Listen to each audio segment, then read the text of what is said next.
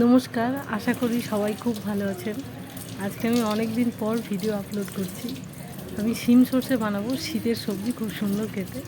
তো আমি নরম নরম সুন্দর সুন্দর বড় বড় লম্বা এই সাইজের শিম নিয়ে নিয়েছি।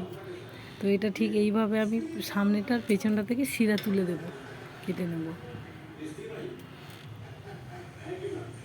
এটা দিয়ে খুব ভালো লাগে খেতে।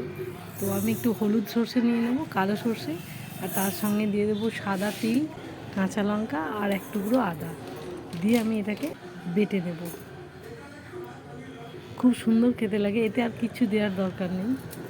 এটা সর্ষের তেলে করতে হবে। তো আমি সর্ষের তেল দিয়েছি, তার মধ্যে আমি অল্প পাঁচ ফোড়ন দিয়েছি, দিয়ে আমি শিমটা দিয়ে দিয়েছি, দিয়ে এটাকে ভালো করে আমি ঢাকনা দিয়ে দিয়ে ভেজে নেব।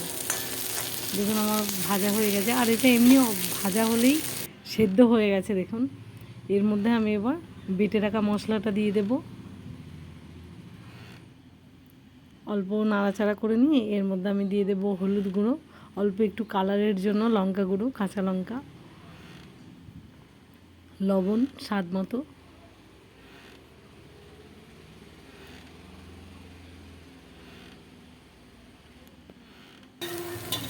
এর মধ্যে আমি অল্প জল দিয়ে দেবো, একদম অল্প জল দেবো, দিয়ে আমি এটাকে ঢাকনা দিয়ে দেবো। মাত্র 5 থেকে 7 মিনিট লাগে এই রান্নাটা হতে, অথচ খেতে খুব সুন্দর। বাস আমার রান্না কমপ্লিট হয়ে গেছে একদম।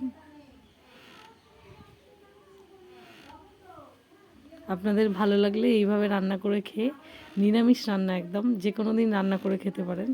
আমার চ্যানেলটি সাবস্ক্রাইব করবেন। Thank you.